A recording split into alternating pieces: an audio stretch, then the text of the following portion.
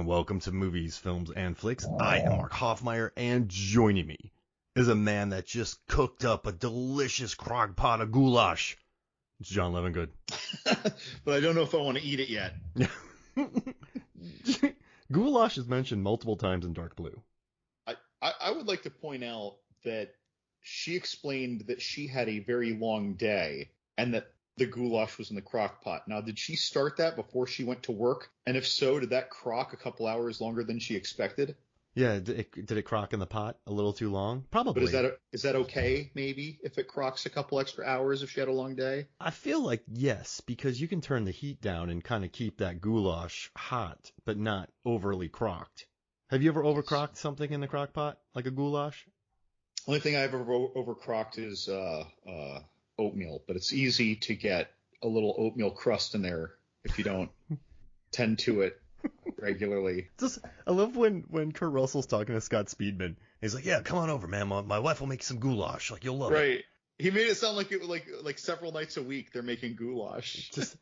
I think that's really smart though, because Kurt Russell's character Eldon Perry, he comes home at all hours, right? So his wife Sally Perry, played by Lolita Davidovich, she probably just doesn't know when he's going to get there. So just put some baked potatoes in the oven, put some stuff in the crock pot, and who knows? When he comes home, the baked potato might be ready. Like Mitch Hedberg says, he might be hungry. If he comes home, there's something in the crock pot. That's goulashing.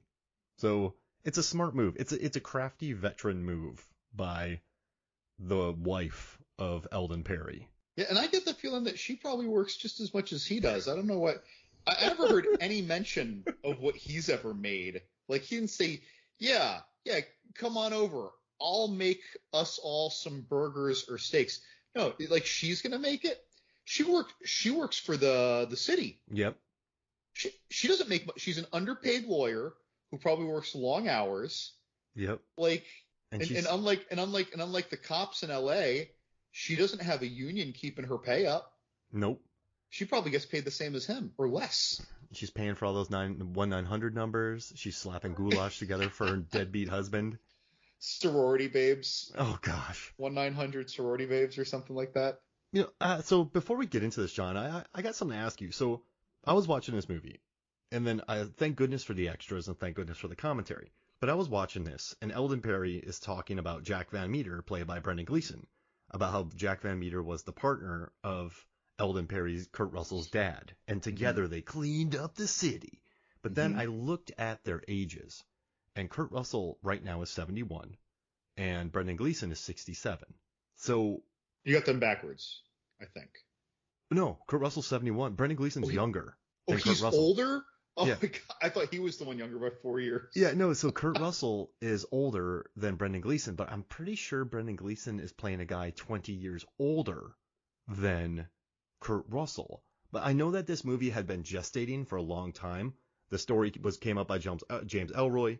David Ayer got a hold of this in 96. And then when director Ron Shelton got involved, Kurt Russell got involved. This movie only has a $15 million budget, by the way. That's nothing. But I think Kurt Russell in this movie maybe is supposed to play like a 40-year-old? He looks a good bit older than 40 to me. But like even though like a 40-year-old now looks younger than a 40-year-old 20 years ago. Yeah. But Kurt Russell aged well, I think. So I do feel like he looks.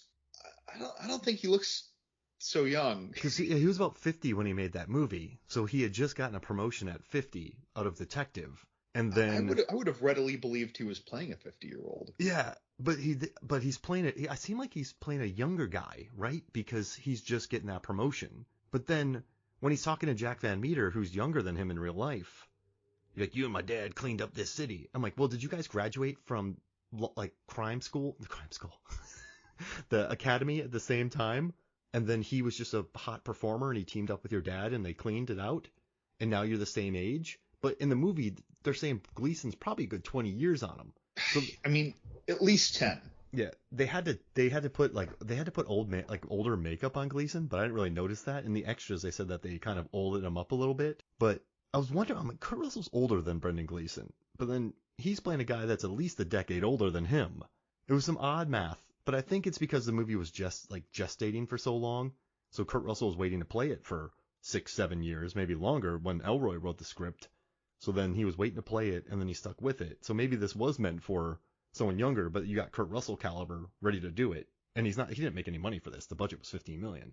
This was all a passion project by all these people. And so I just thought that was interesting, John, because I'm like, wait, what's the math here? Yeah, it's because like I could come up with some what I'll call partial story patches, but I don't think they do the whole thing. Like, what if Brendan Gleeson was partnered with Kurt Russell's dad when Brendan Gleeson was a rookie, and they were partners for 10 years, or even 15 years, and they overlapped with Kurt Russell for 5 years, but Brendan Gleeson was always, many echelons above him with his dad. So they've been in the police force for what? Since how long is Kurt? Like, he's 30 years? When can you join the police academy? When you're 21? And I was thinking about this, and I can't remember the line, and maybe I don't know if I'm confusing this line with a different person, but when they said, you made lieutenant, you're going to be at this commencement sheet thing, he's like, oh, get the hell out of here. He's like, no, really, you made lieutenant. He's like, it's about goddamn time. And I swear to God, I think he says it only took 16 years. Oh. I think that he actually says that. Don't quote me, folks. I'm not saying it's absolute, but that rattled in my head after I had watched the movie when you had sent me a message about their ages. I really thought that he said it took 16 years. But then I wonder, one quick line of dialogue, and 10 years with the LA County Sheriff's Department, right? Like, give me something like that, Yeah, because it only took 16 years from when you started as a recruit to when you became that? Or does it mean from when you became a detective? I might be misremembering this, but I really feel like he said 16 years. So maybe he was a beat cop for several years and he becomes a detective. Or maybe he was a detective for 16 years. Maybe, I guess that it could have meant that too, I suppose. So, all right, so let's say he becomes he's bred to be a cop. So at 21 he becomes a cop, right? 21, 22. Makes detective by the time he's 28 or 30 if he's a real hotshot. So then he's like 16 40. years, he's 46. All right, that works. What do you think of that? Yeah, what do you think of that? There we go. That makes we'll go sense. With that. But then how old is Brendan Gleeson in this? 50? Not 4 years younger than Kurt Russell. But it was just a funny thought. And then I just love that Kurt Russell kind of was annoyed. They're like, why'd you bring in a guy that's younger than me who's playing a guy that's older than me? So then they had to put makeup on him. No, I mean, to be fair, though, I absolutely thought Brendan Gleeson was older than him. Like, it never would have occurred. Like, even when I just confused it here. When you brought up those numbers, I thought you had them backwards. I assumed that Brendan Gleeson was only 4 years older instead of 4 years younger. That is an 8-year deficit right there of my expectations. Yeah, I could have sworn they were the same age. I mean, old Blue Eyes, he stays pretty I don't know, I guess svelte into his 70s, but yeah, that was kind of a shock for me. And also, John, I'm really glad that we're covering this movie now. Total accident, but we're kind of in award season. We're in Golden Globes, we're in the Oscars, we're in Critics Awards. I don't know if you remember when this movie came out in 2002, but you had Ron Shelton, right? Who, I mean, the guy made Bull Durham. The guy made White Man Can't Jump. He was a big name. Like Tin Cup, he directed. Like Bad Boys 2, he wrote the story for, which makes me laugh. Hollywood Homicide, he directed it. Like Play It to the Bone. The guy had he wrote Blue Chips. And so he had a lot of pedigree. He actually wrote The Best of Times with Kurt Russell. Then he wanted Kurt Russell for Bull Durham, but they wanted Kevin Costner instead. So we almost had a Kurt Russell Bull Durham, John. Just want to let you know that. So I love Kurt Russell. I like Tim Robbins, but I love Kurt Russell. But I don't. Boy, that would have been a totally different movie. Yes, Not just exactly. It wouldn't have just been a different, yeah. One character. Like all dynamics would have had to have seen a notable shift. Huge for that. shift. Costner was perfect. But then if you think this is award season and this movie had hype because this movie came out in 2002. David Ayer wrote it. Denzel Washington had played, Alonzo in Training Day, written by David Ayer, won the Oscar. This, I don't know if you remember it, but in 2002, this was sort of looked at as Kurt Russell's, hey, this could be his award. Even Ron Shelton's like, this is his finest performance ever. And this was a movie that was supposed to get Kurt Russell his Oscar nomination. Like the closest he's come to like a major award, he got a Golden Globes nomination in '84 as a best performance in a supporting role for Silkwood. Yeah, I mean, he had an Emmy Award for '79 for Elvis. He won a Blockbuster Award in '97 for Executive Decision. That makes sense. But I have a question, John. So this movie did not get him his Oscar nomination. But which of all of his performance could logically have gotten him an Academy Award nomination? The Thing. Yeah, I mean, perfect role. The tension's wonderful. I think what would limit him from The Thing, and we're not going to even play into the fact that it was a horror movie or that it wasn't critically received well. Let's say if it was critically received well and horror movies didn't get a bad rap for Oscars, I still think it would have been tough because he was a part of such a big ensemble. Yeah. And so many people did their parts very well. And he was with a lot of strong, very experienced actors when he wasn't one necessarily. Experienced, I should say. He was strong, though. But like when I think of his most, I don't know, rattling, like deep in the chest or impactful performance, that isn't silly. That's what sticks out to me. Yeah, I mean, and I think Tombstone as well. If you think about Tombstone, oh like, gosh, no, you know what? I feel like I should have. No, that you're right. That. So I've been looking through here, and if you look at his performances, we have I'm going all the way to the top. Bone Tomahawk. Now that's a great movie, and he got nominated for a Fangoria Golden Chainsaw Award, but that's not exactly an Oscar movie. The escape you don't movies, win an Oscar when your character watches someone get hacked in half down the middle from the groin while hanging upside down. Yeah, and you get a flask shoved into your rib cage. His Snake is amazing. He's good in Swing Shift. Once Upon a Time, such a small role. Eagle's a small role. He did Grindhouse, but that was more of just like a fun movie. He is in Breakdown, but he's so laid back in Breakdown, as we talked about. Miracle, he's just a coach. He does a good job, but that's still like a Disney PG kind of movie that I still love. Used Cars, he's fun, John. We've talked about it, but it's a comedic role. Silkwood, he got a Golden Globe nomination. I think it's like Silkwood, or let's see, what did I just say? Tombstone, and I think Backdraft too. If Backdraft would have hit. Oh, I forgot about that. That's another one though, where the ensemble. Yeah. I'd even say that about Tombstone. Really, these roles were also strong, but his strongest roles happen to be in huge, major player ensembles. Because when you think about Tombstone, it's Val Kilmer's movie, pretty much, for me at least. Like, I know there's Michael Biehn, I know there's a great supporting cast, but when I think Tombstone, you think a supporting actor nom for Kilmer, just because he's perfection in the film. Well, he's always stealing the show. Yeah. And do you think it's because Kurt Russell's sort of like when we've talked about this with Big Trouble in Little China too, he's an unselfish actor. Like he'll play an idiot, he'll play in an ensemble. He's happy to be in an ensemble. But I feel bad for him because whenever he goes to kind of make that next big step, like Soldier, remember he took a whole year to get in shape, but then he broke his ankle, El Nino happened, and then Soldier just wasn't really well received. And then this movie comes out, which was supposed to be his Oscar movie. That really wasn't well received. Vanilla Sky was his big Cameron Crowe movie. That movie wasn't totally well received. So I feel bad. Like I feel like he makes an attempt at these sort of prestige pictures or becoming a big action jacked hero, and then they go wrong. But he's had great longevity. I mean, the dude, he's totally happy in his career. But I was just thinking about awards, and I think maybe Silkwood, I think Tombstone, and maybe Backdraft, if it hit. I think that's kind of what would have won him his awards. You think? Yeah. Backdraft.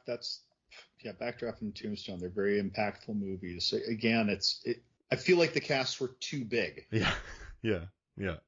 You need those casts to be cut in half so that his screen time could be doubled.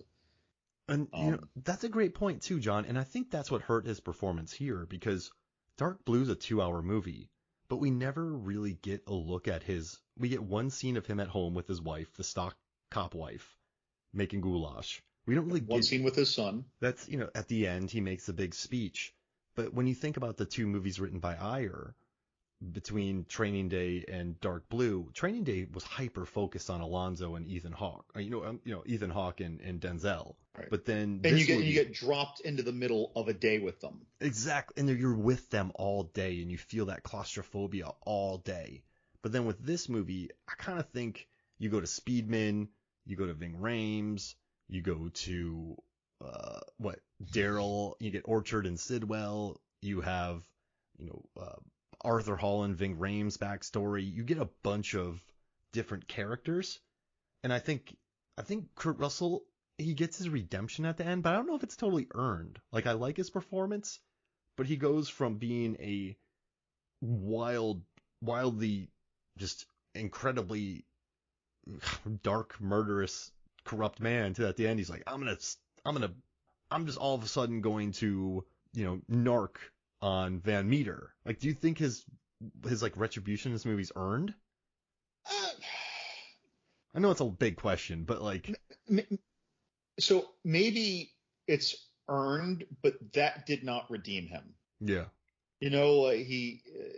It's not like we're like, oh yeah, he did the right thing. We're just like, oh shit, he's actually doing the right thing here. Like, I wonder how this will turn out for him. He'll go to a nicer prison. I don't think he's not going to do jail time. How about that? This won't be fun for him. He's a cop who's going to go to jail. Yeah. I mean, like, the good news. Well, you know what's the problem? He's going to jail, and not only has he burned a cop, but he's also a cop going to prison. So he's on all sides of the line over here. He was literally telling Arthur Ving Rhames like his top 2 or 3 prisons he didn't want to go to. Yeah, don't send me to San Quentin, please. Send me to the other one. Yeah, we're going to this island. What, like, where are we going in the Caribbean? Ted's Island. He wants to go to the Ted's Island of prisons. You know what else too, though, is that even though I think another reason that it doesn't feel maybe so earned, right? And is that we don't have usually that person who's redeeming themselves, if you will, doing the right thing, is being compared in the movie to the person who is always struggling to do the right thing and getting crapped on in a movie like this. We didn't have that because, or let me rephrase, there were people trying to do the right thing, but everybody had dirt on them. No one walks out of this movie unscathed. The assistant police chief, sex scandal with a rookie, right? As a result, his wife even, who tried to forgive him apparently in the past, this comes back to haunt him. She's like, I can't escape this. Like, so she's not walking away unscathed. Scott Speedman, Keogh, he fell into the peer pressure, whatever we'll call it, corrupt cop game. No one in this is clean. The only people in this who might be clean don't have stories that we know. Mm-hmm. Yeah, know what I mean? Yeah. I mean, who does come out of this clean? I mean, because even his wife, well, we can probably understand that she hasn't been treated well in this marriage for a long time. She was cheating on him. Yeah. So nobody in this movie is really your moral compass. And that's not in the sense of, oh, well, in reality, we're all flawed. No, in the reality of this movie, every major player is very flawed. And that's a great point that you say that, John, because in his interviews, David Ayer was saying that he wanted to make this movie more of about the corruption of the entire system, not about an individual character. So when you watch Training Day, it's about Alonzo Harris. Like, that's Alonzo Harris's journey. This one's more about the corruption of the system. And so he tried to show that from ground up. With everyone is looking for angles. Everyone's kind of looking for power. You know who the one person who might have gotten out of this is Dina Schultz, the one person who signs the warrant, or the woman who has one scene. Yeah, and she was. They said she was with the football team, and she's married to a CEO. She's on The Marvelous Miss Maisel. She's the mom. But I think that all is gone now, probably, because Meter's gone, Kurt Russell's gone, that whole crew is gone. So then maybe she's free of that now. Well, she's free of it, but she only signed that warrant because they had dirt on her. Yeah, exactly. You know what I mean? So again, even then, it's not just that they muscled her; they had dirt on her. Mm-hmm.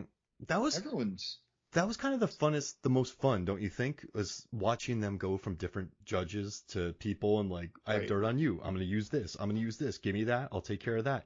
Oh, you know what? We got 2 dirtbag perps that match what the wit. I like how there's like wits, there's Vicks, there's perps in this movie. No one says the full name. Probably probably shop talk, but they I like the day to day at least, and I like the little scenes in this movie where Kurt Russell's like, hey, you want some whiskey? And he looks at his watch. He's like, no, I'll have some coffee. Like he's not totally a bourbon brother yet. So I appreciate the little bits and like the sort of the police work in it. But you could tell that this movie was originally much bigger, and then Ayer had to come in and like cut down a ton of stuff and combine a bunch of things. So I don't know, this movie was fun to watch, but it never feels, I don't know, man, it never gives you that punch. Did you ever feel that punch of this movie? No, I always get nervous, even though I've seen the movie several times, when the riots are breaking out. Mm-hmm. I'm nervous for everybody, Mm-hmm. when that happens. And, but it's just a good tense thing. And, we're watching this thing now, we're watching this movie 20 years later about events that were 25 years ago that we're very familiar with, Mm-hmm. or more than 25 years ago that we're very familiar with.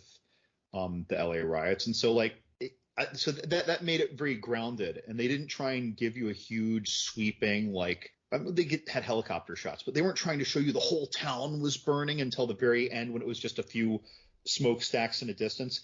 They're just showing you, they're never showing you more than half of a city block at once. They're just showing you the two criminals. They're showing you Kurt Russell, and they're showing you these guys trying to navigate these riots and how it's dangerous for both of them.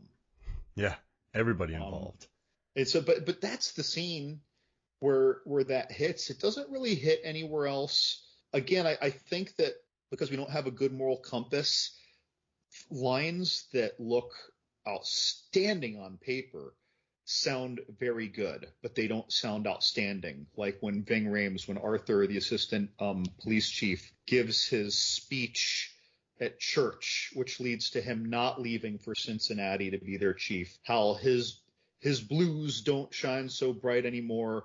It's a wonderful speech. But I feel like when I saw the trailer for that movie, when I hadn't seen it for a long time, and there's a glimmer of that speech, it hits me harder for the 3 seconds I get in the trailer than it does in the movie. And again, I'm not trying to belittle the scene in the movie. It's just that this movie, it's just the hits just keep on coming. They're never major gut punches. It's just like it's whittling down your patience for there being any morality to be found in this city. Mm-hmm. And so when he gives his speech and you already know the dirt on him, you just found out that he cheated on his wife 5 years ago and that she's just been rescorned by it. You're not going to side by his moral platitudes as much, Yeah. And I'm not saying it was a bad idea to have that reveal in that order. Right. It's very grounded as well. Right. Because everyone thinks that these movies should have like these emotional super highs. And it's like, well, yeah, we're talking about it now. We feel like a movie like this should, but should it? I don't know. I feel like it landed well the way that it was. And that's really interesting that you say that. And he had more scenes, Ving Rhames. He had more time to get to know him in the movie, but then eventually they're like, well, this is Kurt's movie. But the problem is they're making a movie about the system. So this isn't like a Traffic where there's tons of different stories. They were going to make a movie with all these characters, but then they pared down a lot of it because it's Kurt's movie. So you have Ving Rhames, and he's doing a fine job in this movie, but they cut out a lot of his stuff because they're like, oh, well, it's Kurt's movie. So his big speech is probably hindered because you don't get to see the scenes before that where he's talking to the people in Ohio. So it's kind of, I think some of the, like you're saying, there's not huge emotional gut punches to this, but I do think his speech rings a little hollow because they cut his other scenes, and this is a movie about Kurt, if that makes sense. It felt a little superfluous, but I understand, though, that they didn't want to make another Training Day. You don't need Kurt Russell running around in a car with Scott Speedman talking about stuff all day, like after Training Day. So I think they tried something different, but also, too, I think they only had $15 million for this movie. That's not a lot. That's why there was only one stripper in that strip club. They could only pay one girl, one extra for nudity that day. I was watching the behind the scenes, and they were really sweating on how to make production design in this movie. They were like, they couldn't build sets. They're like, well, we got to go shoot in locations. So like they shot in about 40 some days, and he said they only had 4 weeks of prep for this movie because it happened so fast. But you kind of feel the strain a little bit. But I'm not saying we're talking about this movie to hate on it. I love exploring this because this was supposed to be Kurt Russell's role. This was supposed to be his Oscar breakout. But I think it got a little hindered by the budget and then kind of the paring back of the epic script, and they really knocked it back that Ayer wrote. Like, he rewrote the script. But I don't know. I just thought that was kind of interesting, I guess. Yeah, if I'm thinking though, yeah, it's a big cast, but it's not a big cast like Tombstone, and No. it's not a big cast like The Thing, and it's not a big cast like, oh, forgive me, why can't I think of the third that we were talking about where he gave a great performance? Backdraft. Backdraft. This cast is not that stacked, Mm-hmm. right? It's a good cast, but it's not that stacked. And in this, when I think about it, I don't remember a lot of Scott Speedman lines. I remember some, but he didn't have the good lines. No. And Ving Rhames had his great speech. That's about it for, lines that were being given to him to shine. Brendan Gleeson had quite a few. And then Kurt Russell had, I don't know if it was comparable or more. Maybe Kurt Russell just had more screen time. I'm not sure. But those two, they had all the great lines, in my opinion, all the great moments, all the great looks. Brendan Gleeson visiting his two informant/murderers in their house, and as he's talking to them, scolding them for screwing up as far as he was concerned, he's reaching down to check the pulse of the woman, and then he looks right at him before he goes, and he says, "Your whore is dead. Take her, or take her out with the trash too." Yeah. Actually, wait, I wrote that down. What did he say? "Your whore is dead. Dump her too." It was just that abrupt. Like he was telling a kid that you're grounded, but first take out the damn trash. It was like that. Like he was just pissed at him. Yeah, and that moment I loved, and also I loved when Jack Van Meter just puts Eldon Perry in his place, and you see Kurt Russell's look like, we got to get these guys off the street. We got to get Orchard and Sidwell off the street. Let's get these evil people off there. And then he's like, "No, you do what I say. You're muscle. You're nothing more. Like, be a good guard dog." And then he goes to walk away and makes him sit down again. Like, I wish this would have been a little bit more Kurt Russell sort of. We don't see much panicked Kurt Russell in cinema, do we? Like, where he is just falling to pieces, if that makes sense. Just breakdown is all that immediately comes to mind. Yeah, and like even in that one, he's falling apart, but it's more like a dude out of place looking for his wife. This one could be more of just like a bad man whose life is imploding, and slowly the noose is being pulled around his neck. That'd have been cool. Like him in the hotel, him trying to figure it out, him figuring out the setup. I would have loved to have seen Kurt maybe flex his muscles a little bit more, because I think he could do a good freak out. Kurt Russell, we don't see him do too many freak outs in cinema, so it might have been fun to watch this terrible man slowly unravel, I guess, without the kind of redemption arc at the end. I don't know what we'd cut though to put that in, so to make that work, I feel like now we're making it a 2.5 hour movie. No, you're right. I mean, what could you cut? I don't feel like there's a lot of fat. I mean, I feel like you'd be cutting. You know what you'd cut? You'd cut almost all the stuff that made Mr. Kim a criminal. Yeah, that's true. And then the money that they stole was just his savings, and then you cut like 15 minutes right there. Yeah, there we go. Yeah, because then they go to the club, they drive around. There's all the fighting in the alley. Mm-hmm. They're Yeah, but this is an odd one, John. I'm really happy that 5 or 10 minutes. I'm happy we watched it though, man, because it is fun. Like I feel like what I enjoy about this thing is there's a lot of different Kurt Russells that we've experienced. Like Executive Decision Kurt Russell is much different than Dark Blue Kurt Russell, who's much different from Used Cars Kurt Russell. The guy has a lot of Kurt Russells in his pocket. You can always tell he's Kurt Russell. He's always got a Kurt Russell up his sleeve. Yeah, doesn't he? It's always a different. I feel like you're always watching Kurt Russell, but there's always it's always a different Kurt Russell, if that makes sense. Sure. It's a weird thing to say, but yeah, Used Cars, he's so braggadocious and he's kind of an idiot.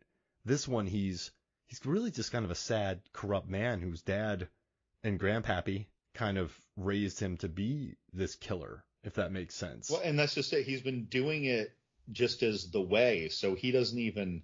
It's like he doesn't register that it's wrong. It's just you need to do it in a way that you don't get caught. But like he's good at that, right? Like he can go threaten you and you still, I don't know. He's kind of a hero in the Force, is he not? People like him, or do they know that he's bad news? You know, I don't think we see. That's just it. We don't see a lot of minor character complementing the major characters. Mm-mm. It's really just the major characters. The minor characters just come down to Arthur saying, you know, I can't remember the officer's name. Cuff him. Yeah. And then It's like, that, for real? I said cuff him, and that's it. That's all we get. Like there's not much. mm-mm. It's like that. The young woman who is the DA who produces Michael the warrant, yeah. and then the judge who signs the warrant. That was actually kind of funny. Mm-hmm. I kind of liked the total phoning that in. He's enjoying his cocktail. You know, Kurt Russell has a history of bothering him. He just wants to cover his ass, and he's like, okay, and this is totally gonna hold up. Absolutely, we got him. You know, because it's gonna come back at him if he signs some weak unwarranted warrant. Mm-hmm. And so like, and then okay, great, yeah, say hi to the kids. All right, great. And then he's just back to his cocktail, which he never set down, by the way. Like, but those are kind of like the extents of our, and of course Mr. Kim. But Mm-hmm. these people all get, like 2 or 3 minutes. They're not people who we see for 30 seconds 3 or 4 times. That like doesn't seem to exist in this movie. Mm-hmm. No. With minor characters. So, yeah, that's kind of curious because like even when we look at Tequila Sunrise, even though you never see them for super long, there's the restaurant manager. There's there's other restaurant employees who you see more than once who kind of they're like the spice rack. They're seasoning our characters a little bit with relationships. Yeah. And we don't get that here. No. And it's not a fault, but that is not a part of this course. This isn't our Kurt Russell meal. This is right. I just saw the menu the other day too, so I'm speaking in food terms. Oh gosh, Ray Fiennes in that movie is unbelievable. Oh my gosh, Oh, yeah. Makes me. Hey, there's cheeseburgers in this movie, and then there's cheeseburgers in the menu. So double feature. Yeah, I love that Master P flew out of this movie for one day, and then hundreds of people showed up to see him, and then they flew him out that night. So they brought him in for one day to make this. You know what I think this movie is where it goes a little wrong is I think it never fully commits to one thing or the other. Like it wants you to hate Eldon Perry, but it wants him to have retribution. Like it never goes all in on one or the other. Does that make sense? It feels like it has its toe in a bunch of different hot tubs. Sure. I mean, we see that Arthur has his skeletons in his closet, but his wife stands by him still after it, even though she's going to leave. So like no one's getting burned hard during this movie. Mm-hmm. Except Keogh dies, but that aside, he dies horribly. Yeah, he gets cut in half. Isn't that what he said? He's cut in half. But yeah, like if anyone's going to get really burned, it's after the events of this movie. That'd be an interesting movie. The court case with Van Meter. And just with everything else that's going on with everybody, like in the following like 6 months. Yeah, like Eldon Perry in jail. Let's do that movie. Poor guy. Yeah. It'll take him that long to get there. Yeah. He's just gonna be trying to appeal somehow the whole time. Well, his wife is getting him a good lawyer, so that's good. But no, man, I gotta say, like this, where do you think this falls in regards to Kurt Russell performances that we've talked so many of them? Where does this fall? Is this like upper echelon? Is this sort of in the middle? Is this what if I was to say that its quality is in the middle, but its impact it's ephemeral? Because in a year, if you ask me to think of like 20 high impact Kurt Russell characters, I'm not going to think of this. No. But if you ask me next week, I might. You know what I mean? Like, mm-hmm. So it's like you see it. It's like a lot of Oscar contending movies, actually, right? We've talked about this.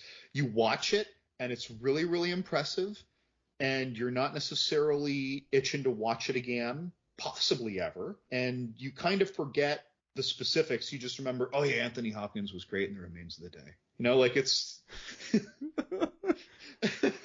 Yeah, you don't really think about the remains of the day that much, even though he's great.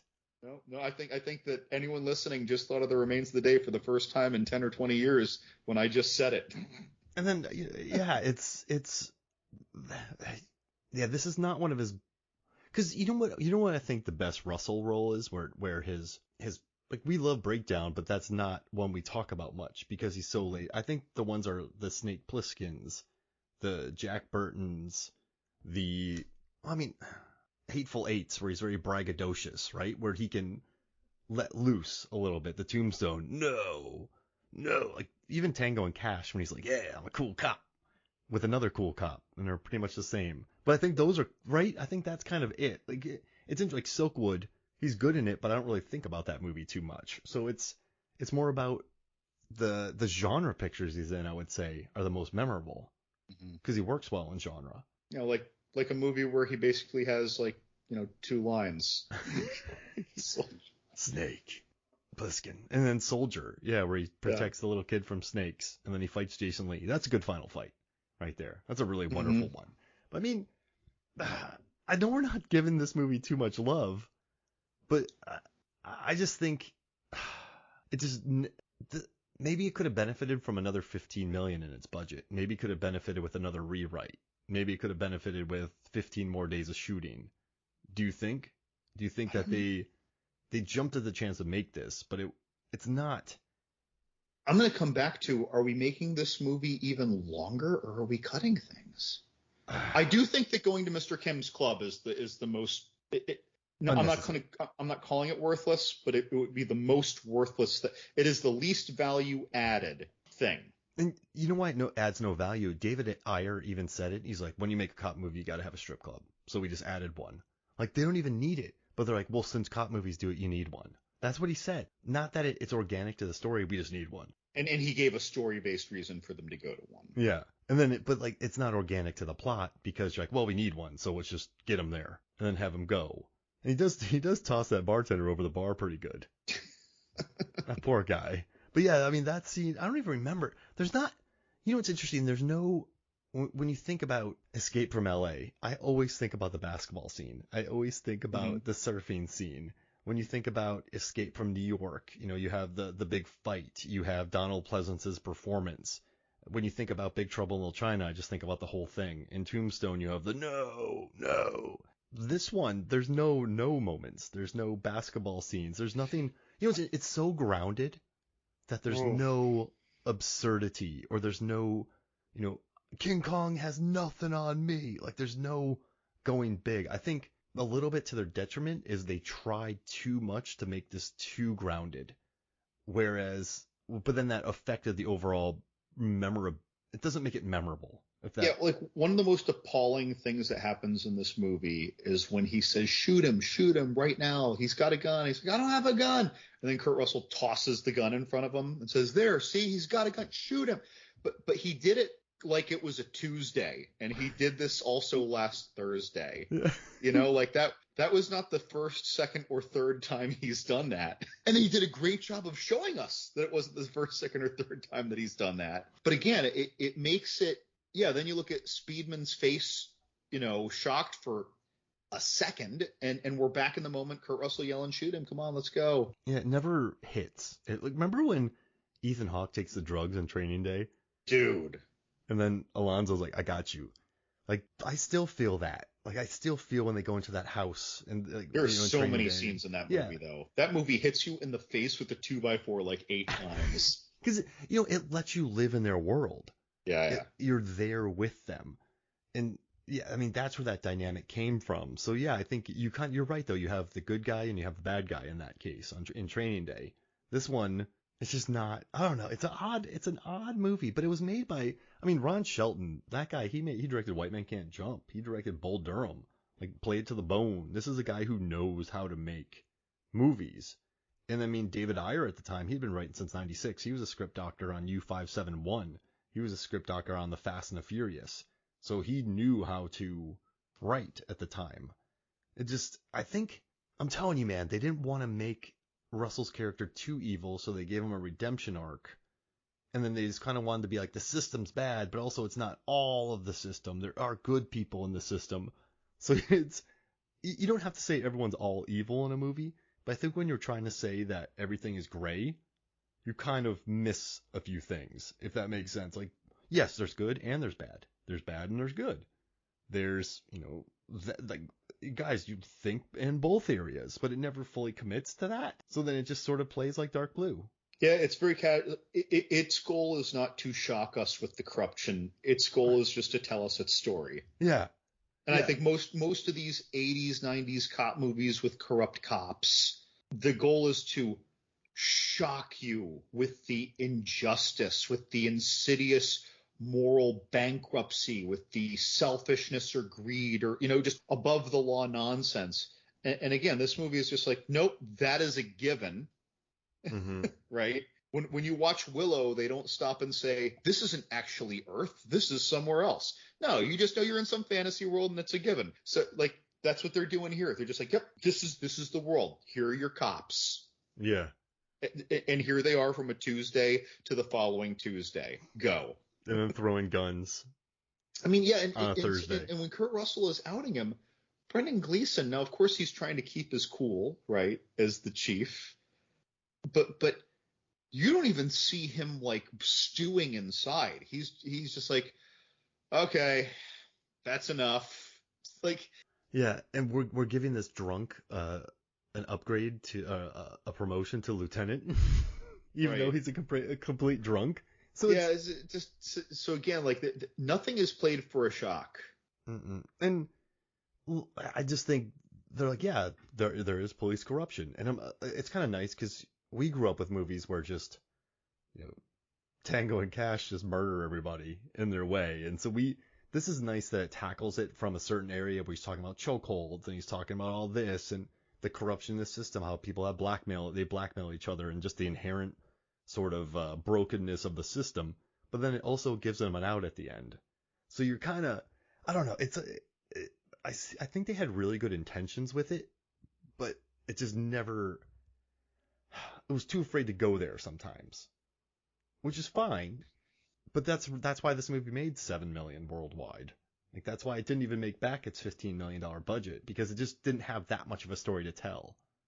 Yeah, I guess again, and I want to come back to what we keep kind of touching on though. Like he's trying to give you a more real lens to look through. Yeah. Because when you have your day in the life of Denzel and Ethan Hawke, right?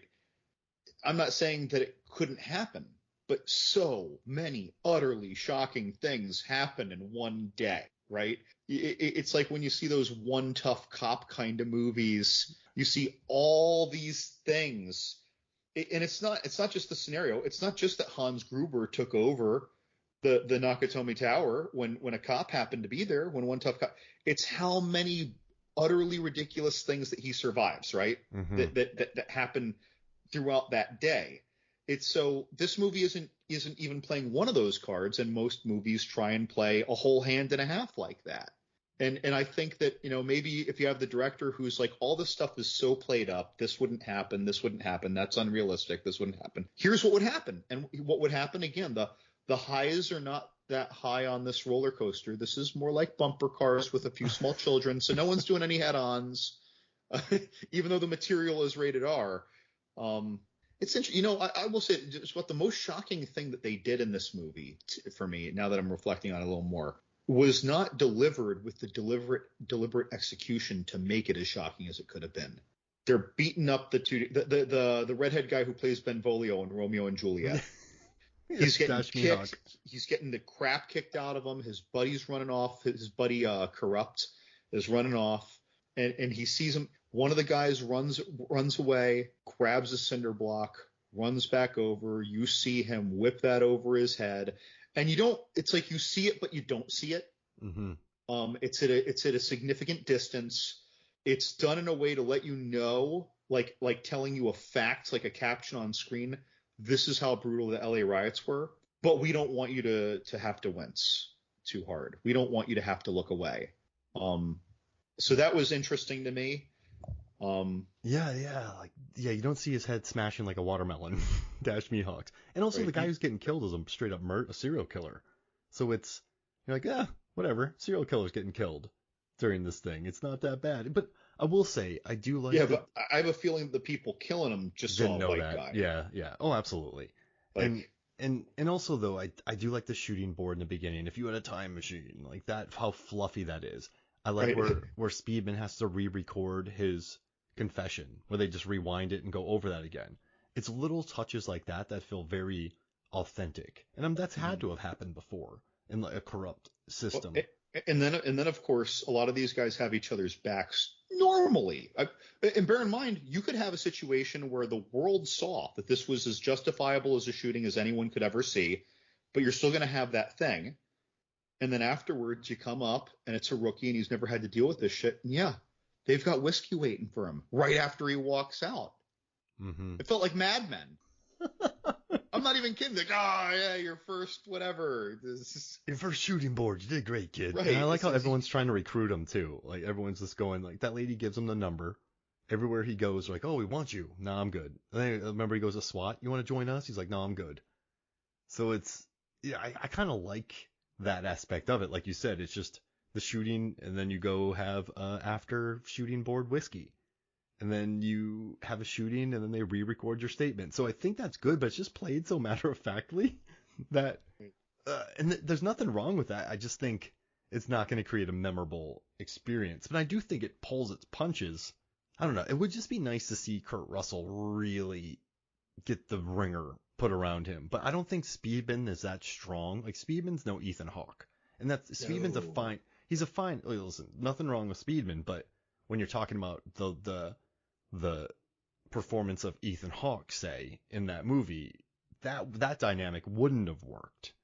So you can't really have that movie there. And also too, when she reads that letter to her husband, you don't really even know this couple. And then she makes him read the letter, and you're like, well, I don't know anything about their marriage. And I already know this guy's a dirtbag.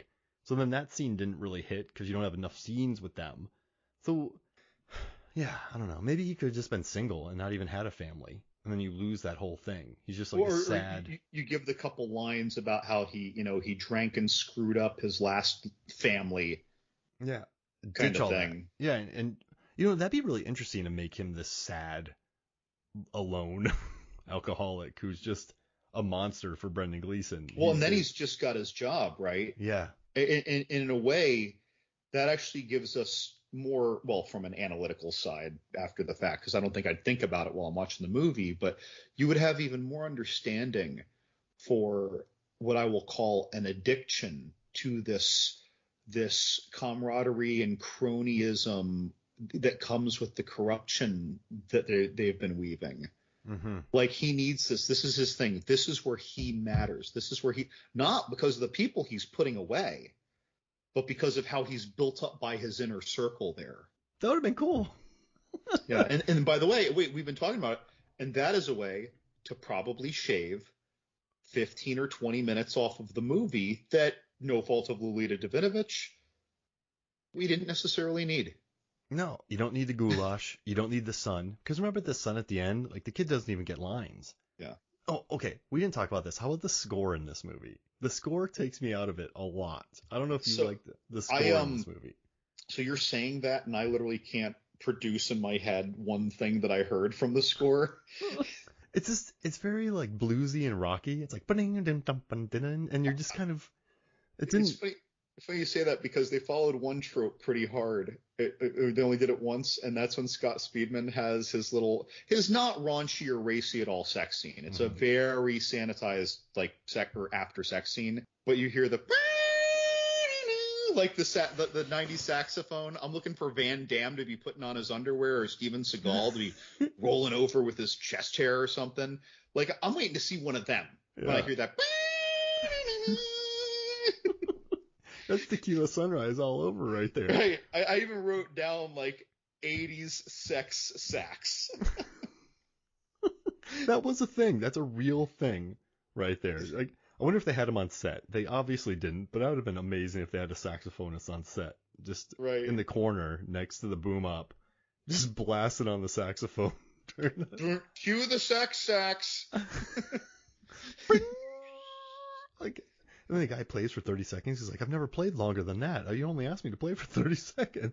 You know, another thing about this movie, and again, like, it's not meant to be a criticism. I'm only realizing this as we talk about it. It wasn't something I felt like I realized as I'm watching. So, like, 70s, 80s, 90s cop movies.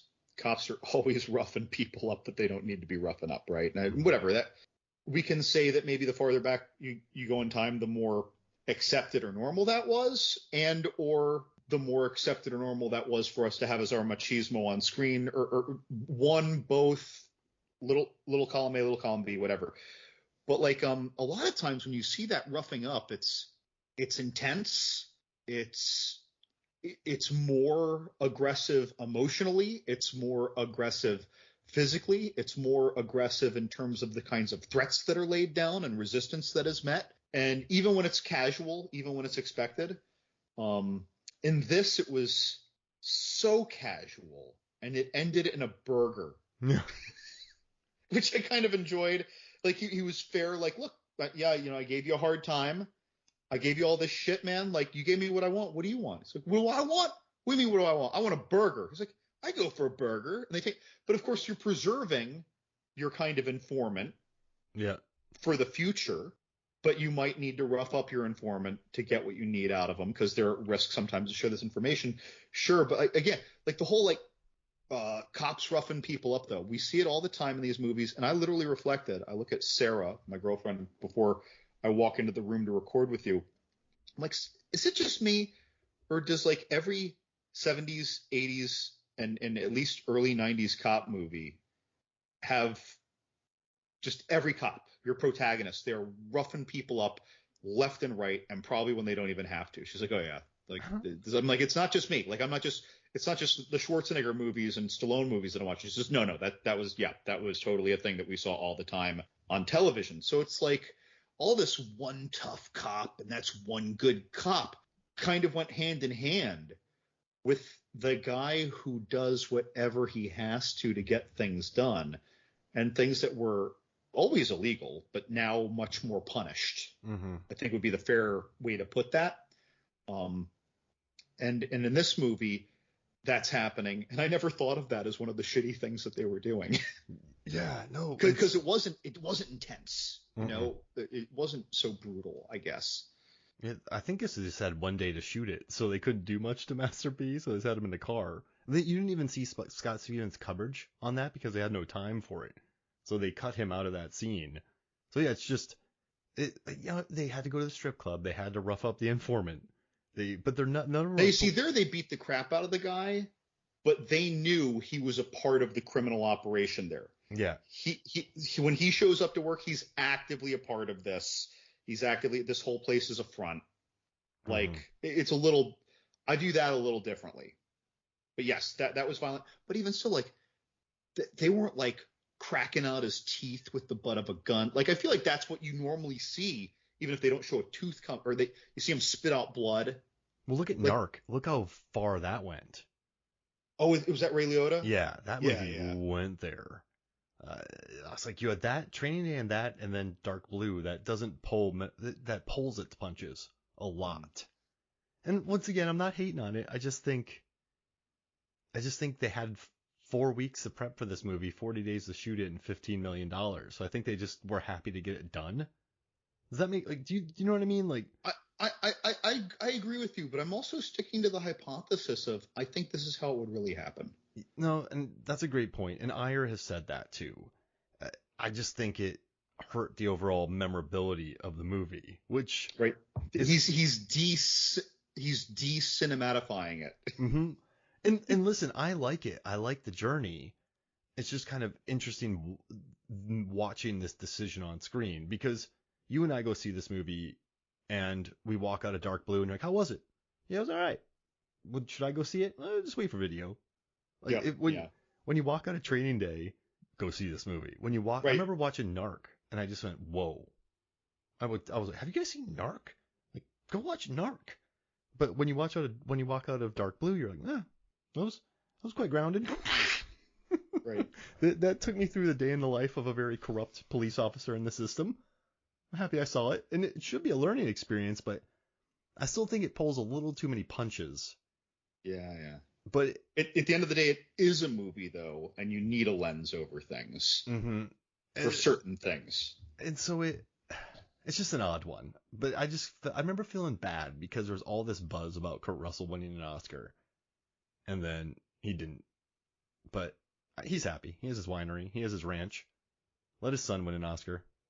Kate Hudson's been nominated. He's got to be happy. Goldie, I think, has won. He's cool. He won a Blockbuster award. That's fine. I don't know if he needs one. No. Maybe he's just, like a pre-Ryan Reynolds. He's the guy who does the movies that he wants to do because he wants to do them. Oh, and I think Kurt Russell's very happy with his life. I think he's pretty he's at a good point where Dude, he's sitting on a lot of cult classics. Exactly. And listen, you don't need those awards, but I think he's made a couple runs at hitting like a big action star, like Soldier. It just kind of bums me out that I think a couple times he's tried, and he's like, I don't care, man. I'm gonna go drink wine. I'm gonna go do another Tarantino movie. It's cool. I'm fine. I'm gonna go play a stuntman in that Jay Baruchel movie. It's fine. It's cool. But yeah, man. I don't know. I'm glad we talked about this, though. I'm glad we got to where we did, because I feel like I had to work out some things about this movie, because I couldn't quite. Watching it's fine, but I had no. If this was a roller coaster, it would just be sort of a parallel to the ground roller coaster for me. It's like there's no up, you're going up and you're like, oh my gosh, and then you drop down and you're like, and then there's a turn and then it flips you, then it does that stuff. Like, this one's just a nice train ride, and there's no Seagal fighting villains on it. There's no Chris Pine trying to stop it. It's just a smooth train. It's a bullet train. Yeah, and however many times we watch our Tangos and Cash, or whatever cop movie, even The Last Stand comes to mind. But there's so many scenes where no matter how many times I see like an 80s cop movie or a Beverly Hills cop movie, for example, in 48 Hours, where I go, whoa, or you're just sitting there, you're chopping vegetables, you're making lunch, or you're making tacos, you're chopping vegetables, TV's on, you're looking over to the living room because that scene's coming, and you're gonna stop what you're doing for that scene. This movie doesn't have maybe the head smash. I don't know, but you know what? You wouldn't even realize the head smash was coming. Yeah, there's no you're in the middle of something, or you remember the super cop scene in Beverly Hills Cop? Like, guys, here comes the speech. Here comes the super cop. These guys got watch this scene, or you mentioned like Tango and Cash. There's two monster trucks in this quarry. Watch this scene. You're like, guys, watch, or whoever you're with. This one, there's no, hey, everyone shut up, watch this scene. And while we're literally bringing up some direct quotes, they're not the quotes that are quotables. They're things that we just remembered to talk about for the podcast. They're not things that had an impact necessarily. Like I wouldn't have remembered Your Whore is Dead, Dump Her Too, unless I was thinking, oh, that says so much about his character, writing that down for my podcast. You know what I mean? Mm-hmm. I wouldn't remember that line. I just remember that he said something snarky or passively about a dead hooker. That's all I'd remember. And I think you'll be proud of me, John. You're going to like this note that I took and then underlined. Let's see. Can you see it? Saxophone. I underlined very few lines because those are the ones I really want to talk about. But yeah, I do have saxophone underlined here. So next to my note about the 80s sex sax, you will see I ask the question. Wait, can I find it? You see the question? Wait, I gotta move my MP3 Skype recorder. Yeah. Where's Seagal? More importantly, where's Kelly LeBrock? Yeah. Okay, how about we do this? Let's do a 2000. Since this came out in 2002, I rarely think about 2002 movies. So would you indulge me in doing a 2002 movie draft? As always, I'll let you have first pick. Let's say Cabin Fever. Oh, man, when she starts shaving herself. Dude. I'm going to take the 25th Hour. Oh, yeah. Gotta have some Spike Lee in there. What's your next one? Reign of Fire. Oh, I'm gonna do Eight-Legged Freaks. Oh, okay. All right. Was boy, I'm seeing this on a list, but I don't. Boy, I didn't realize it was that. Dog Soldiers. That was 2002.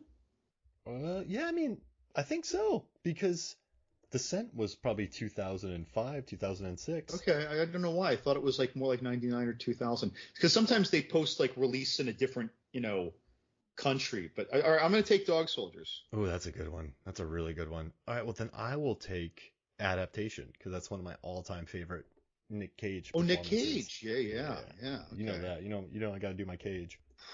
All right, so you have Cabin Fever, Reign of Fire, and Dog Soldiers. What's your fourth pick? Ooh. Is this right? Oh, there's a good one. Catch Me If You Can. Oh, that's a really good one. Uh, that's a really good one. I'm gonna do Bubba Hotep. Okay. We're doing some hard genre mixing here. Like at first people were like, "Oh, John's just going to do weird genre shit." No, Catch Me If You Can. Got to mix it up. That threw me off too. You caught me off guard on that one. I like it. Well, okay, but now spoiler alert, we're just going to go back to what we expect from you. I'm going to take The Ring. Ooh, The Ring. All right, so you got The Ring, and then I am going to do Punch Drunk Love, because I adore that movie. We got a funky thing here. All right, so we have, let's see. If I had one more pick, it would have been Halloween Resurrection or Resident Evil. All right, well, let's do 6. Who cares? No, it's okay. It's honestly both of them are well below all my other 5 picks. All right, because we'll listen to our Resident Evil series, by the way, everybody. You can go back and listen to that. So, John, you have Cabin Fever, Reign of Fire, Dog Soldiers, Catch Me If You Can, The Ring. I have The 25th Hour, Eight-Legged Freaks, Adaptation, Bubba Hotep, and Punch Drunk Love. That's funky. I'm seeing a couple that I breezed over. I'm not regretting. If you want to, man. No. What's it? Oh, okay. Wait, I want to keep it real. Keep it real. I saw Pool Hall Junkies, Equilibrium. Oh, Equilibrium. Murder by Numbers. Ooh, Signs in Minority Report. Mark, I can't believe you missed Swim Fan. Oh, John. Okay, John, can I make a switch? You want to make a sub? Yeah. What do you want to sub? I'll take out. I'll take out. I have 3 serious movies. I could lose one. Which one do I feel the most attachment to? I will take out Punch Drunk Love and I'll put in Swim Fan.